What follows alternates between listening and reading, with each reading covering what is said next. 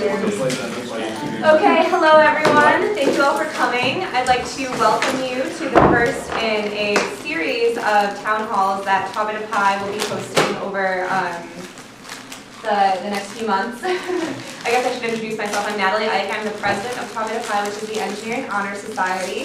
And before we get started, I would like to invite each of our speakers here today to go ahead and introduce themselves, talk a little bit about what they're working on right now, and then I'll hand it over to Mike to moderate our panel discussion. So, why don't you start? I guess I could do that. I'm Dave Munson, I'm Dean of Engineering. I do a lot of things. All the department chairs report to me, and I do a lot of fundraising these days associated with the university campaign. And I had the pleasure of sitting next to Natalie at the Honors and Awards Bruncheon on Sunday. I'm Brian Noble. I'm the Associate Dean for Undergraduate Education. So if it has something to do with undergraduates, there's somebody in my office who thinks about it, hopefully. So that's everything from curriculum to international programs, multidisciplinary design. Faculty development is also part of my office, and a few other things that I think we'll get to in some of the questions. So I'm Dawn Tilbury. I'm the Associate Dean for Research and Graduate Education. And so we, on the research side, work with faculty who are writing proposals. I have a staff of corporate, government, and foundation relations that work with corporations who might want to fund research at the university. Government, of course, funds a lot of research at the university.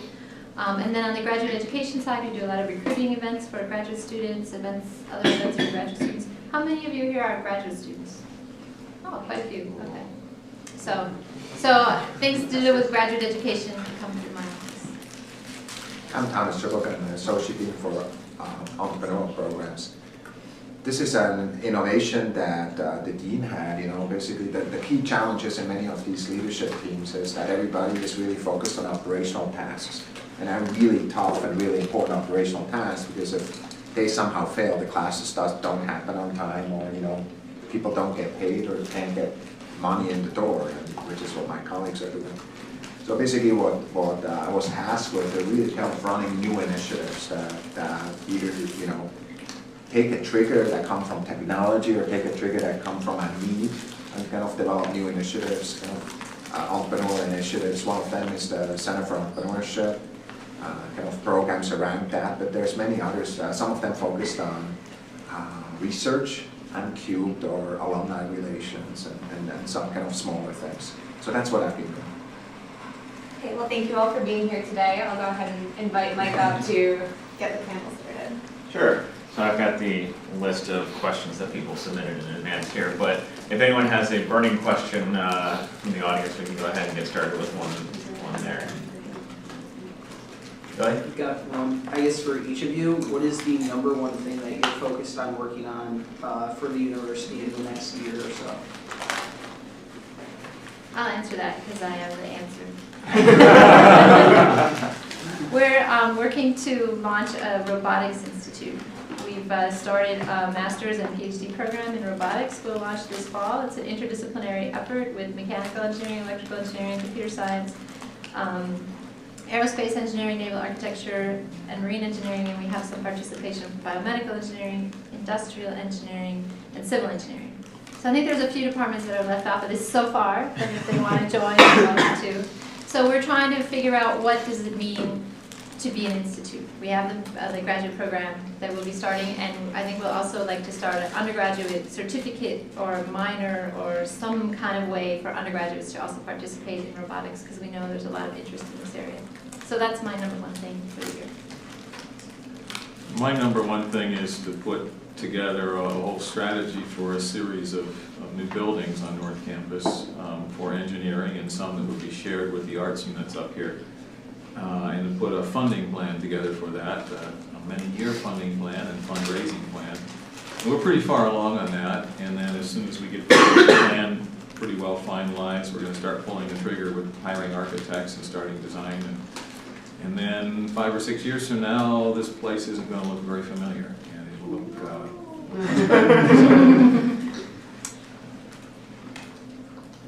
My highest priority right now is to take programs that have been growing in a variety of places across campus and connect them focused on like new idea generation and kind of advancing those ideas.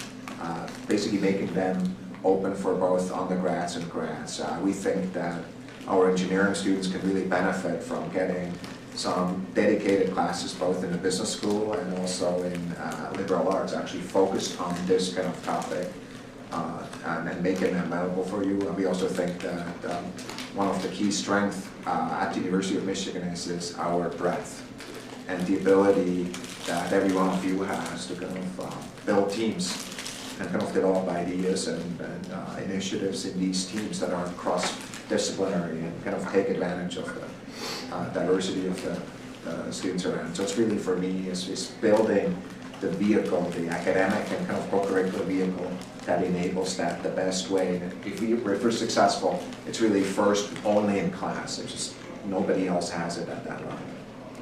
And mine is actually pretty closely related to Thomas's, and it's actually a charge that was inspired by something Dave talked to us about probably almost 8 years ago now, when you charged the curriculum broadening question. And he made the observation that when he looked at our alumni who have become most successful, they're successful because they found a connection in the unexplored spaces between two or more well-established things. And over time, we've really broadened the sense of what we think about in undergraduate education that goes well beyond deep technical knowledge in an area. That's absolutely necessary, but it's not sufficient to produce the kinds of engineers we think we're producing. And so my main goal is to help people see this broadening focus. It's really actually in place, but not very well surfaced. So in a lot of the things, much of which happen outside of classrooms, things that are going on in the Wilson Center, things that are going on in some of the trips abroad that many of you are taking, those lead to a lot of leadership skills that are absolutely imperative for you to know to be able to be leaders in the world as it stands now. That's pretty unpredictable and changing faster and faster all the time, which is fun, but a challenge. Thank you. So one of the themes that was present in a lot of these submissions, and Munson, you kind of hit on this a little bit, was where is the college headed in terms of buildings, in terms of the future of North Campus. So a lot of people are kind of wondering, where does Michigan engineering go from here? So maybe kind of taking out the building side of that, since we already kind of talked about that a little bit, but where is this unit going to be in 5 years, in 10 years? What's the vision? I should have them talk about the buildings too, just FYI. Okay, so maybe we can talk about those Really more as cool well. ideas. There's some cool stuff. There are a lot of aspects to that, Mike. You know, we could talk about modes of instruction and mixes of online and flipped classrooms and all that sort of thing. We can talk about experiential learning and more design and building things and what have you. There are a whole lot of things we want to get done, but we need some new facilities to make it happen. And in addition, we still don't have, I think, enough of a community feel up here. This is a place where you come to study and work hard. It's not necessarily a place where you come to hang out with your friends. And I think that we can change that, and it's actually dramatically better than it was, say, 15, 20 years ago. When alums come back, they can't believe what's here. They say, wow, this is really something. But it's still not what it needs to be. And so let me bridge from that conversation into just a description of what some of the facilities will be. The first one's not really a facility. The first one is a redesign of the diag. And you might go out there and look around and like, what's wrong with it? Well, there's nothing really wrong with it. There's nothing really right with it. It's mostly just a transit space. It's how you get from one building to another. And unless it's a really warm day, and we haven't seen that for a while, you know, and you see a couple students throwing a Frisbee, there's really not much of anything that happens out there. And we're working with a world-class landscape architect who's almost finished with a redesign for the diag. We won't be able to get it through Regents and all of that in time to do the construction this summer, but in the summer 2015, the whole summer, it's going to be a mess out there, I'm afraid to say. And when it's done, it's going to be actually quite different. There's going to be a large plaza in front of the tower, and that plaza will be more of a gathering space. It'll have anchors where we can pitch tents and have events and what have you. That plaza is also going to form the stage of an amphitheater. But it's not going to be a conventional amphitheater. We're not going to put in a whole bunch of rows of seats into some hillside that we built up, because amphitheaters actually don't look all that great when they're empty. And we don't expect to be having performances out there all day long every day. But there's a way to sculpt the land and build benches into the land in a way that it kind of looks like a park, but yet when you really need to, you can put 800 or 1,000 people out there and have a performance or something. There'll be some unusual benches, unusual lighting, and we're going to get some playthings back out there. We'll get the Sandlot volleyball court reinstalled. It was there years ago, it disappeared.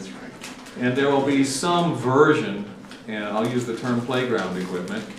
I don't know how conventional it will be, we'll have to find out. But we were hearing from our students that if there was a swing set out there, I would use it, you know. This place, it kind of looks like a park around here, but we don't have any playground equipment. So it's going to be very different, I think, much more of a community space. It's also going to be set up in a way, I don't know if we'll do this the first winter or not, but we very much intend at some point to have an ice skating rink in the winter. And so you can actually go ice skating. It will probably be artificial ice, but that's fine, it works. And so anyway, those are some of the elements for the DIAG. And then we're working on a concept, and we've been working on this for a long time, but now I really feel like it's going to happen, for a building that'll be probably on the north side of Walgreen. There's a parking lot there, and we hate to gobble up more parking, so we're going to need for the university to build us a parking deck, maybe into the hillside or something.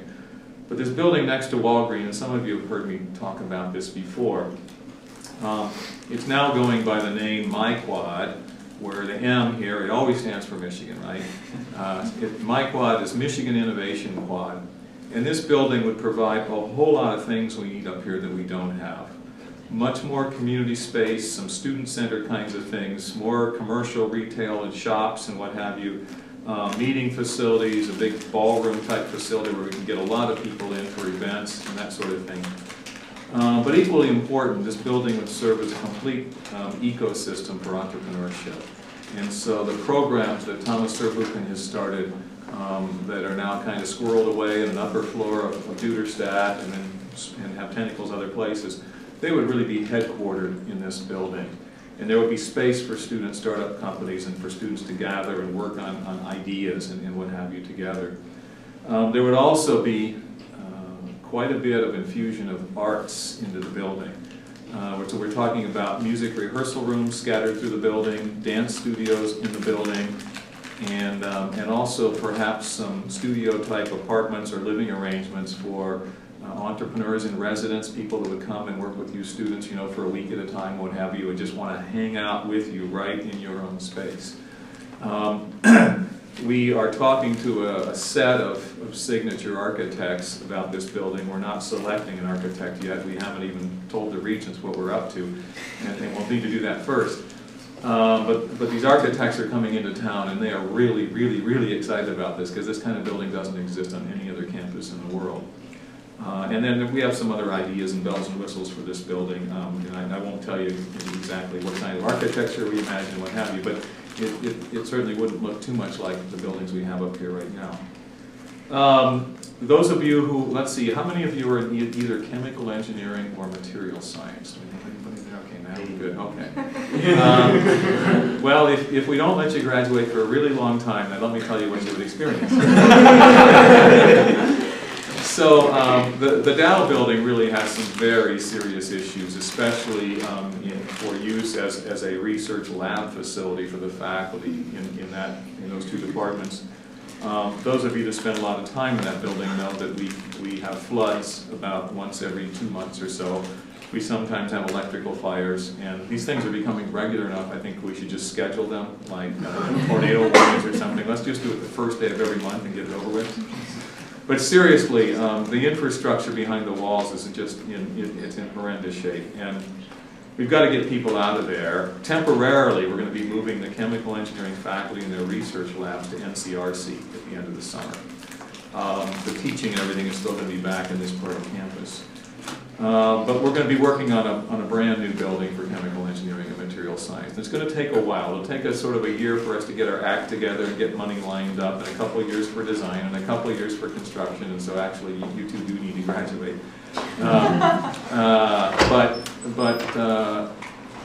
It's we think going to be quite a magnificent building, and we don't have the site fully selected yet, but we're thinking a lot about the programmatic type adjacencies to biomedical engineering and nuclear engineering and the Energy Institute and all that. And if we can, we're going to try to get the building down in that part of campus. The only thing we got left on Central is the naval tank and a bunch of labs that you ordinarily don't get to go into unless you're a naval student. That tank and the facility there needs a lot of work, and instead of reworking that facility, which actually isn't very practical anymore, they don't even have a decent loading dock to deliver these ship models that need to go in the tank and what have you. We're thinking of just building a tank up here and rebuilding a bunch of naval art things on North Campus. That's not our highest priority, and I've told our faculty that, but we have some donors coming forward that really want to see it happen. And money talks, and so we'd be happy to make it happen if we have enough donor money. So we're actually working with an architect on a design. We don't know what the time scale for that will be, but we could expect a new, big, really long naval tow tank up in the area of campus next to the current Naval Arc building. We're also working on another building that is going so far by the name Engineering Tech Center. And I won't tell you a whole lot about that other than to say the largest tenant there we expect to be the Robotics Institute that Dawn just mentioned. Right now, if we have visitors to campus and they want to see the robotics activity here at Michigan, it takes like all day long to take them around to all the different labs and all the different buildings. It's just sort of silly. And it makes it hard for faculty to really collaborate and work together. So we're really eagerly looking forward to building a great robotics facility. And let me say, because Dawn didn't really mention quite the type of robotics we have in mind. In the old days, robotics used to mean it was some great big machine bolted to the floor and it would help paint a car or assemble a car or something like that. And all that's valuable, but a whole lot of that work's been done. We're talking about now robotics that are much more intelligent and robots that are mobile. And we're talking about robots underwater, we're talking about robots on land, and we're talking about swarms of flying vehicles, all those sorts of things. Don't forget the space robots. Space robots too. And so we've got robots of all types, and we've got faculty members working on all this stuff, medical robotics, rehabilitation robots, all kinds of things. And we're really looking forward to getting at least a bunch of this work co-located and building some educational labs there in the robotics area. And one more thing I'll mention, I'm going to quit because this is an awfully long answer. We need some different kinds of classrooms for you students. We have too many classrooms that look like this, where everything is, well, I guess the chairs, and at least thankfully the chairs aren't bolted to the floor here. But the tables are. This is not flexible space. It's really hard in a room like this for a faculty member to think of cool little assignments and problems for you to work on and say, just turn to your 3 or 4 nearest neighbors and work together. You can't do it in this kind of room. And so we've got to create some different kinds of classroom space. And a number of these buildings I just mentioned will have new kinds of classrooms. They might be as large or larger than this one, but not tiered seating, and instead movable tables and easily movable chairs. And will provide us with a way to do a lot more experimentation with how we offer instruction. So I'll quit there. Anything else to add to that? So the physical spaces allow a lot of programmatic and curricular changes. The way we think about teaching in class. So I've heard a lot of students say, wow, this Engine 100 experience is really amazing. It's hands-on, we're doing real stuff. And then we dive into books for 2.5 years before we surface for our major design experience, the capstone experience at the end. So we've been thinking a lot about how we can change how we're delivering the second and third year as well. And a lot of faculty members are experimenting with how that happens and how that could be different. Some of those experiments are looking like they might be pretty successful, and other faculty members are paying attention thinking, hey, I might want to try that too.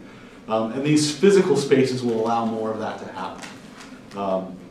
Likewise, rather than having a major design experience that is only about your specific discipline, we're looking for ways to connect those to each other and maybe make some of those connections even earlier so that groups from different departments can get together to work on a systems level problem and push that more into the curriculum from places like the Wilson Center. Right? When I look at what some of the project teams do at the Wilson Center, they involve almost every discipline we have. And the students learn a tremendous amount from that. We'd like to push more of that into our curriculum. So that's another way that some of these new facilities are going to enable in a really exciting way. All right, thank you. Any other questions from the audience? Yep. I just have small feedback for what Dean Munson said about like the playground for the DIAD. So I think you can put a physical facility infrastructure there, but that's not gonna, I think, guarantee that a whole lot of people are gonna play on the ground. Because, so I live on North Campus, but my lab is on Central Campus.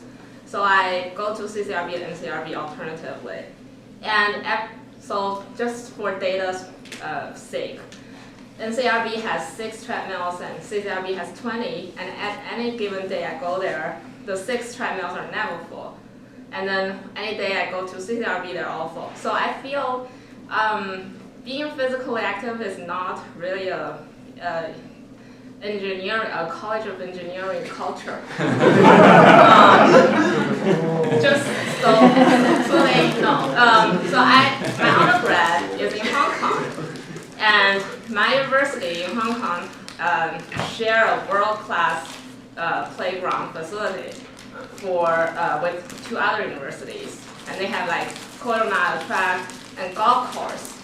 And then any given day I go there, there's like significantly less people there than here. So I was like really shocked when I saw people running on the side of the road when I arrived in the US. So basically I'm saying, I think if the infrastructure is important, but more important is the soft things. Like you need to build this culture for being physically active.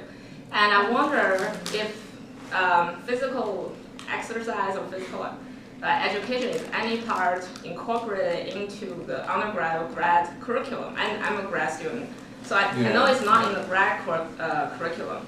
So you only know something is missing when you've been to 2 different places, right? So it's in China and in Hong Kong, all the college students are required to learn kind of a skill, like a physical elective class. So I learned table tennis and tennis when I was in undergrad. And if I had been in mainland China and went to university, I would be required to learn swimming. Right. I think that's something you can benefit for your whole lifetime. Yeah. And I think that would be a great thing to have for our college. Would you not agree? I think you get mixed opinions on that. So when I was an undergrad at a different university, I took a course in tennis and took a course in volleyball, and every student had to take at least 2 courses in physical education. And I enjoyed it because I liked athletics. That was very common across the country way back when I was your age. And now it's very uncommon. I agree that being physically active is a really good thing. I don't know if we would do it through course requirements or in some other way. By the way, a lot of the treadmills and things that you see busy on Central Campus, those are actually engineering students. Because a lot of the engineering students live around Central Campus.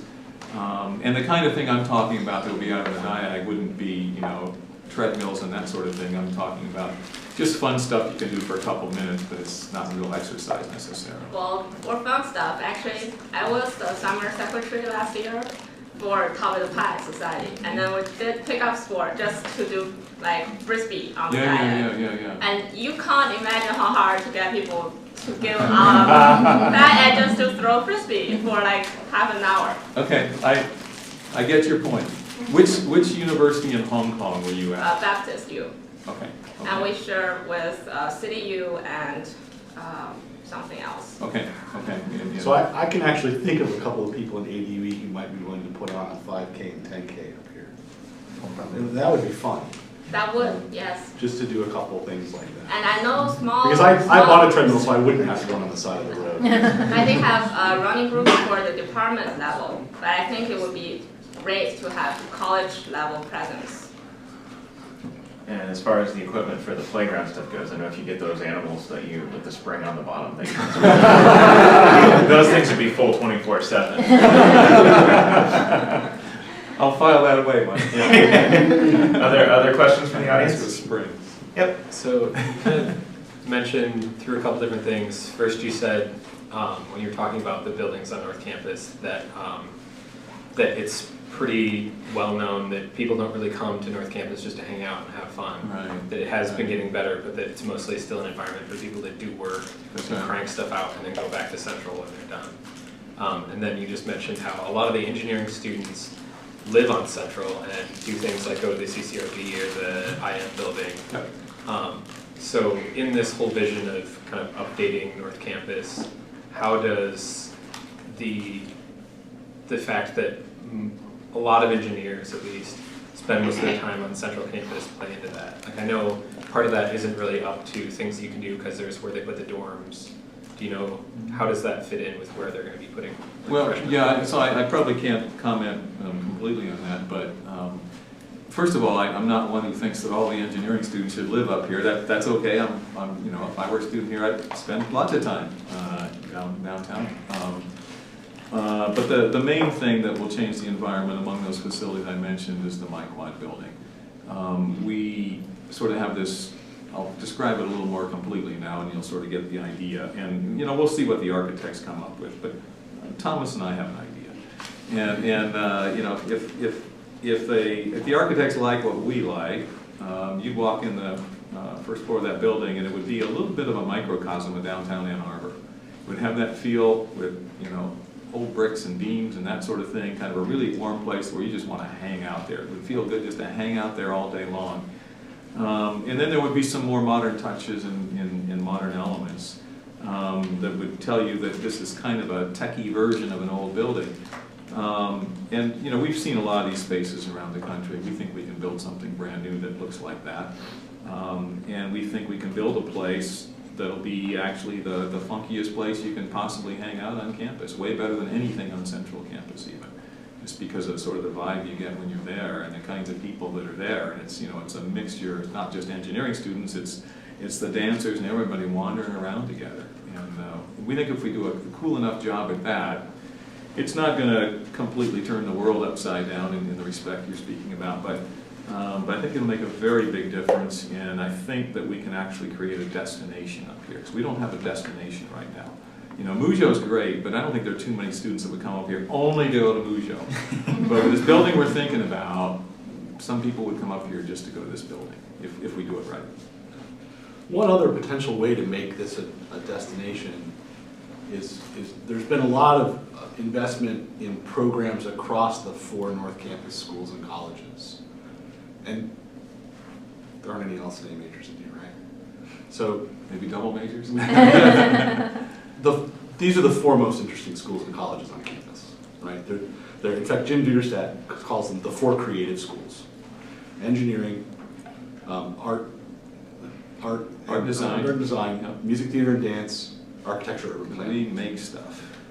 And every one of those has a creative element and a constructive element to them. And there have been a lot of things like the Living Arts program, the UArts courses on creativity that span across all of them. By taking more advantage of the combinations across those, this place could be really even more interesting than it is right now. There are pockets of it, but how many of you have ever walked through the art and architecture building? Make a point of doing it. It's actually really cool. And I don't do it often enough, and I was just in there the other day and reminded just how much fun that space is. And there are lots of little pockets like that around here, and we can replicate some more of that, I think. And you walk through the music building and it's just, you know, there are people rehearsing everywhere. It's like the building is alive. And so we have that notion for this building, and I don't want to give away too many of our ideas for this building because maybe not all this will come true, but one of the ideas is to have a massive theater organ in the building. And you know, those of you who've heard the old-time theater organs, that's alive. It's really alive. And we're talking about moving all the engineering student services into the building. And so that's career resources and international programs and all kinds of other things into that building. And for new students and what have you, that's where they would come first. That's where they get acclimated to campus, etc.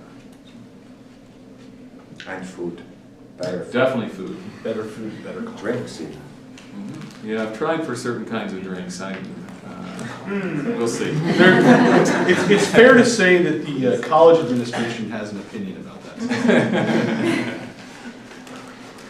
So along those lines, one of the things that I know in my experience on campus that's really kind of kept me up here and actually kind of made this more of a destination for me is the student organization life that is present up here on North Campus. And one of the questions we got was kind of how student organizations kind of play into this vision for where the college is going, and how students in general can be kind of co-creators in that direction, in that trajectory of where we're heading. And so I'll start on that. I'm sure everybody has an opinion.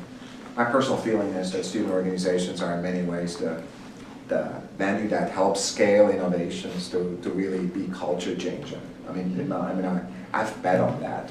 Basically everything I've been doing, I've basically, whether, when I started teaching and, I bet on that, and it really works. Kind of in many ways what student orgs do is they take common, people that like each other and think common, have common passions, and basically create a condensation point, so to say, for others to come and join in and then do amazing things together. So it's not so much just hanging out and feeling good. It's like, okay, let's tackle something that matters, right? And you can do that. There's so much talent around. You can do that. So for me, whenever we think about that, me personally, in discussions, we think very much about, how do we create the kind of spaces and condensation points for that. So for me, a my quad, like we're talking about, is a space where you can easily, very frictionless, you can go in and build some stuff, I want to work, let's figure out how to do it. Whether that's an art exhibit or whether it's, your new design for a bicycle that really includes some of the robotics ideas into, something that you want to try and just play around. See, the way you change culture in these things is not by some kind of master plan and some kind of, you shall go there and, it's by creating spaces and, the capacity for, It's more about enabling. Yeah, enabling, the capacity for kind of new things. I'm going to just give you one example. There's a town in Germany called Göttingen. So Göttingen, for a while, was basically the leading space for mathematics. Go check it out. Planck and all these guys that were there. Well, so there's a space that made history, right? Go to Göttingen, go figure it out, go find it. There's a restaurant that everybody went to. The reason I went to is not because of the beer necessarily. There was a table there that basically people exchanged puzzles. So basically, Mr. Math Prof over here was, one famous person. It's like, I cannot solve this thing. So he would write it on the table. And people went there and picked up these puzzles, discussed them, solved them, and put the answers there. So basically what happened is it started driving kind of the smart, in this case, kind of the geeky math and physics and, some of the theory people kind of towards interacting with each other and literally creating, in many cases, creating new solutions that otherwise would have never happened. You see, what did Göttingen do to make that happen? They put a table there. Do you see? It's like, kind of the point is, I think Dave is right on with like, okay, so we need to create these spaces, but and then the people who make it happen in many ways, it's not us. I'm gonna, if I teach classes, I'm gonna try kind of model how you do this, but it's student orgs that do it, in my opinion, and so that's why it really belongs together. So if I chart my research career here at Michigan, almost everything that was really impactful and valuable was driven because some graduate student said, I want to go do this. And I said, well, I don't know how to do that, but I guess we'll figure it out. And as I move into this job, easily more than half of the main initiatives that have come up over the year have come up because some student group has made it a priority for themselves. So the advisory council meeting we're having tomorrow came largely out of one student conversation and the efforts of a student group that's been forming over the past year.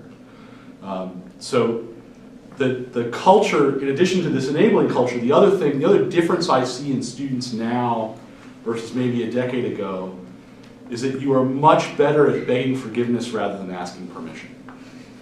And that's really important because it allows some really amazing things to happen that if you'd asked us if you should do it, you know, we're kind of old and boring and a little bit stuffy and we're, oh, I don't know if that's gonna work. Yeah, don't be worried about that part. And so that watching that energy and that shift in sort of taking the bull by the horns has been really exciting over the last decade. And so it's the engine that makes this place go. Yeah, and I can tell you, with prospective students and their parents, and even prospective faculty candidates, one thing that I very often talk about is the student groups and societies at the University of Michigan, because I think you guys are amazing. And at least when I was an undergrad, students didn't do the things the students here do, you know. It's like, oh, let's go build a school in some remote part of whatever part of the world, you know, and they come back and say, at Dean Munson, we did it. And, well, where'd you find a teacher? Oh, we went to the Ministry of Education. We knocked on the door and they gave us a teacher. It's like, are you kidding me? You know, but you know, you guys have fellow students that do this kind of thing, and it's not just one or two of these kinds of projects. It's this weird, far out stuff that really makes a big difference. And so we're really proud of what the students accomplish here. And I think a lot of what we try to do is just sort of set the furniture a little bit to allude to what Thomas said, so that we help enable some of those opportunities and in some cases provide funding, but we're rarely the ones that have the original idea. Hang on and go for the ride. Yeah, yeah. Other questions? Yeah. How was your transition into your current position like, and how are you sort of motivated to continue improving experience for undergraduate and graduate students? That's the reason why you do this job, is to improve the experience for, well, for me, graduate students and faculty in the research enterprise. I mean, that's the motivator. That's why you do it. So I don't think you need to keep that motivation up, because you feel like the things, if you can make small changes that can have big effects, that's great. And a lot of the good ideas you get come from students, right? So I'll agree with Brian, all the best ideas I had came from students. I'll, you know, help maybe point them in the right direction and correct Think about tar pits. but, yeah, so, no, the students are great. That's why we're here. That's what makes the job fun. So, that's mine. Yeah, I think you'll get a pretty similar answer for everybody, and I don't have any associate deans. One is couldn't make it tonight, but frankly, we're all here because of students. And life would get pretty dull after a few years if you were not here. So I have another version of that answer, but I also have a slightly different one. One is, so one of the things I tell people, and this was when I was a graduate student, fairly well along, and I spent more years in graduate school than I care to admit. We went to a concert at the campus gym, and my wife, we were engaged at the time, we hadn't been married yet, but she walked in and said, "Oh my goodness, they're so young." And I had no idea, and I still have no idea, because you don't get, well, no. There's a different thing that's poked a hole in the illusion. But the students are always the same age, so I must always be the same age too. There's a certain amount of excitement and energy. But now that my daughter looks like she could walk across campus and be perceived as a student, that's starting to poke a hole in that illusion. But you asked about the transition to this job, and I'm not sure if I told you exactly this way. You're fired. Yes! I've been trying to do that all year. I was getting a little comfortable as a professor. And I am not at all comfortable now. I actually thrive a little bit on being outside of my comfort zone and being sort of thrown into a situation where it's not at all clear I know what I'm doing. That's why I mentioned my PhD students earlier, that was so much fun. So I had one of my first PhD students Wanted to do security. I had no idea, I had no formal training in security, didn't know what I was doing. Yeah, sure, we'll figure it out, it'll be fun. Same thing with technology for the developing world. One of my most recent students who graduated, no idea even how we might carve a computer science dissertation out of that, but we'll figure it out along the way. And so this job is kind of like a bigger version of that, of, wow, that looks really big and complicated, but sure, why not, it'll be fun. We'll figure it out as we go. So I'll tell you the two hardest things that I find the hardest in the job. The first one is there's always more work to do, so it's gonna we go look at the parking lots, you probably see our cars later than many of the others, you know, I mean frankly I know, you know. So basically what the problem is it's actually, you really have to be deliberate about not losing contact to what you really care about. So I did this, you know, kind of my administrative kind of assignment is shorter than Dave's and his, but you know, it's, you know, several years, right? And I tried really hard to go teach some classes from time to time, just so I kind of got the feel still, right? And that's what it's about. So that's kind of issue one. The other issue is almost like the peer piece, you know. Basically what happens when we're all peers, right? We're all professors that were kind of came to our departments because of our skills and, you know, research programs, we grew and so forth. The moment you move into an administrative job like this, everybody thinks you check the brain at the door. Kind of many, you know, kind of you'll feel the same way once you're in a company. It's kind of, okay, look, they're not really like us. And so basically what happens is, you know, you have to be deliberate about, you know, staying in touch and even though you're super busy and focused kind of on the task at hand, to make sure that there's enough kind of connections both to the students but also to your peers, and then just really trying to understand what the pulse is. You know, I mean, sometimes you could really miss some important kind of trends if you don't do that right. So those are, I think, the hardest challenges in the transition into the job. Other questions? Yeah, Billy? What's going on with the NCRC space? Well, so with NCRC, it's important to know that the medical school and health system put up most of the money for the purchase. And so they're in the driver's seat in terms of the planning for the facility and who's there and who's not there. It is a university building, and so certainly if the president or provost wanted something to happen there, it would probably happen. But the med school and health system are really the planners for that facility. The good news for us is we are the med school's biggest research partner, and they are our biggest research partner. At any given moment in time, we have about $250 million of joint research contracts underway with the med school. And so they like us, we like them. And so we have space over there. So I mentioned the chemical engineering department is going to be moving over there, and we hope it's just temporary for several years. We also have an initiative over there called Biointerfaces, and it's led by Jorg Lahan, one of our faculty members. And it's a mix of people from chemical engineering and material science, med school, dentistry, pharmacy. And it's a group of faculty that are all working on big problems that have not been solvable by an individual discipline. And these are big problems that somehow interface with biology. So an example question might be, why do cancer cells metastasize? And even though there are probably thousands and thousands and thousands of people that looked at that, it's still not really very well understood. And so that's going very well. And then we have a big electron microscopy lab in engineering called EMAL. And quite a number of our faculty in material science and a bunch of other departments use that. We're opening a brand new version of that over at NCRC, and we're going to share it with the med school over there. So that's another thing we're doing jointly. There's also a bunch of space over there for startup companies that are based on university intellectual property. That tends to be work done by PhD students and their faculty advisors. And the College of Engineering in Thomas are very involved with that project over there. But then there are some other things there where we don't have any direct involvement that are very large. There's a huge group of people, probably about 600 of them, working on topics in healthcare related to healthcare policy and insurance and all that sort of thing.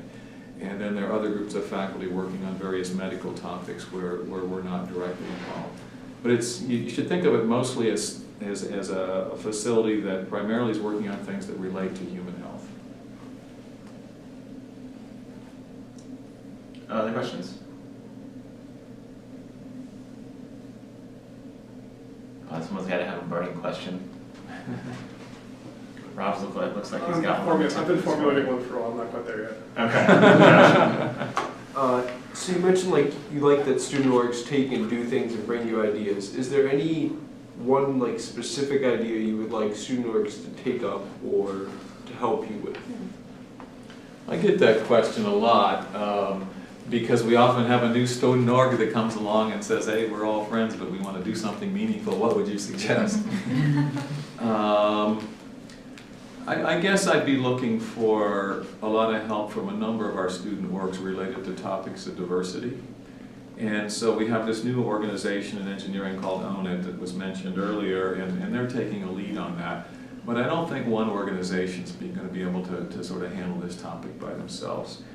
And you know, one observation we've had recently is we talk so much about just numbers of students in different categories, whether it's numbers of African American students, or numbers of gay students, or number of this kind of student, that kind of student, and various international populations, and do we have critical mass, and do people feel comfortable, and all this kind of thing. And so that's one side of the coin, and it's good to look at that, and by the way, I should add also, women in engineering, huge subject. And we recruit so hard in that area, and spend so much effort and money and staff time. And so, okay, we're going to work on the numbers, but here's what the student orgs could work on. It's how do we take better advantage of the diversity we have in terms of receiving a fuller, better, more meaningful education at this university? How do we design events that cause students that have differences to collide with one another and spend time with one another and talk to each other? A lot of it happens automatically, but not enough. We have a lot of students in different categories that kind of stay in their own grouping and just occasionally venture out. It may be because they're self-conscious, it may be a whole lot of different reasons. And I think anything our student orgs kind of integrated across all the different groups can do to help us with that would be really great. So a slight sort of building on that, so some of you, I've had a few of you in class, and I've probably told the joke, after telling the anecdote about my family, that professors were just like people. And I would like to have an environment in which that's not funny. And what that means is that we already relate to each other as people rather than just professor and student or just faculty and staff. There's been a lot of change on that, and actually it's really largely owing to Dave's leadership, about having us see one another as people. And I'd like to continue that conversation. But really for me, it's not about what I'd like you to do, but how I'd like you to go about deciding it. So I'll tell a small story for that. A friend of mine in graduate school, her dissertation was in the area of interactive fiction. So she was building AI systems that allow people to explore a plot in a video game, but not linearly. So in video games now sort of do this ordinarily, but at the time this was quite revolutionary. And this was a serious area of scholarship, which she had to explain to people that no, it's actually work, not just having fun. When she gave her defense at Carnegie Mellon, we had to have an external member, and her external member was a critical theorist. And the critical theory folks are the folks who say things like, well, gravity isn't real, it's just a social construct that we've all agreed to. So this is the critical theory people. And the critical theory faculty member asked Phoebe the very best question in a PhD defense I've ever heard asked. She said, Phoebe, you've been spending 7 years on this. And of all of the problems in the universe you could have spent the last 7 years working on, why is this the one you picked? And so the thing I'd like to see student orgs do is ask themselves that question. Because often we find ourselves doing the thing this year that we did last year, because once we've done it 1 year, it's tradition, right? But ask ourselves, is this the place we want to spend our energy and time, or is there something else we ought to do? And I've seen a few organizations remake themselves. So SWE is a good example, when they added on a really significant international service component to their mission. That was a complete revisioning, and SWE was by and large, an incredibly successful organization already on campus. But yet they still had this energy to rethink and remake themselves to what's the next thing we ought to do. So really my suggestion is just be intentional about how you're spending your time and energy rather than, well, this is how we've always done it, so this must be how we must continue to do it. I think we've got time for one more question before we have to kind of wrap up. You got it, Rob? It's formulated. I have any number of things that are half-baked already. But I'm going to take this, I'm a computer science student. I have been since undergrad here and continue as a PhD student now. And one of the really interesting things to see happen to the department as I've been here is to see its explosive growth and how we're coping with that. Barely. Barely at the moment. And so I guess I have a question about that in general. How do we deal with the fact that we have these big booms in different programs, and how do we maintain the same quality of education that we had before? As I watched courses explode, and our inability to really give the same level of face time with students as we had before, how do we envision that? How do we envision getting back to that in the future? How do we plan on it? Yeah, so that pretty much ends up in my lap. Yeah, sorry. And it's, but that's fine. So what we do is as we see these cycles, and by the way, they tend to be cycles. I didn't used to believe it as a young faculty member. My older colleagues would tell me that enrollments in every discipline are periodic or almost periodic and almost sinusoidal. And I thought, well, they just said that because they're engineers and they like sinusoids. And then later on, I'll be darned, it's almost true. And so in computer science, around year 2000 or thereabouts, the enrollments were just unbelievably high. And then several years later, they were half what they had been. And now, from that low point, now they've tripled. We're back up even higher than we were before. And so then the question is, in a university-type organization where our faculty have tenure, at least associate and full professors have tenure, so they have lifetime jobs, how do you cope with that? And so what we do is the following. As student demand is going up, and if it looks like it's going to stay up for a while, we start giving more faculty slots to that department, say hire more tenure-track faculty. But even if we were to give them an infinite number of slots, you can only find a handful of really top-notch people in a given year. And so it's not like you can just all of a sudden have this step increase in the faculty size. So in computer science, we have been building it pretty rapidly for the last few years. There are a whole bunch of assistant professors, newer faculty there. But that doesn't completely solve the problem. And so what we also do is give those departments money for lecturers. So these are not tenure-track faculty members, but they're people who actually are not required to do research, and they teach about twice as much as the regular tenure-track faculty. And we look for people that will be really good teachers. And so in the case of computer science, we've given them more money for more lecturers. They've been hiring more lecturers. But even with all that, we have not kept up with this climb in student demand. And so I think typically what happens is we're lagging that student demand. If CS enrollments will just stay where they are, we will catch up.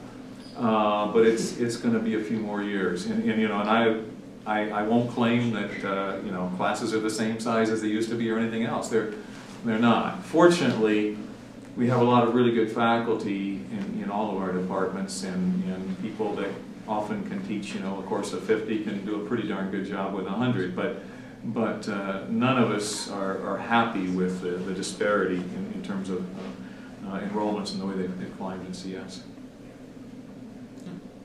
All right, well, I think that pretty much brings us to the end of the time here, so thank you everybody for coming. Let's thank our... There's one piece I wanted to add to that answer. When we went to 2000, the other thing we did is we added a GPA floor. That you had to be above a particular GPA to declare. And I'm on the computer science faculty, so we've had these conversations, and I think this is the right conclusion to have drawn. The computer science faculty decided we don't want to do that again. Because it was really kind of miserable. Because it turned the introductory courses into an adversarial experience. Because then 280 started to become, okay, this is where we weed out who's going to really be able to declare and who's not. And Dave and I had this conversation too, that we'd rather find teaching resources to meet the demand rather than artificially reduce demand by making it harder to be a major. And so that, I actually like that model a lot better, but it leads to some of these other issues. All right. Anybody else before I try and close something again? Yep. Really quickly. So we heard about computer science. Are there other departments that are experiencing the same boom, or are there others that are maybe in other parts of the cycle? Well, computer science is the biggest outlier. There is a department where we seem to never have enough tenure track faculty, and that's IOE. But IOE has quite a number of adjunct faculty and lecturers, and their enrollments are not climbing. They're at a high level, they stay there, and we have trouble finding enough faculty for that department. There are plenty of other departments that have certainly lots of students, but computer science is an outlier in terms of the very, very rapid growth in just the last 5 years. And computer science also has the unique ability to get students from LS&A, so it's not as though they're only taking students from other engineering disciplines. Some of this is inflow from LS&A as well. All right, well, thank you everyone for coming. Let's thank our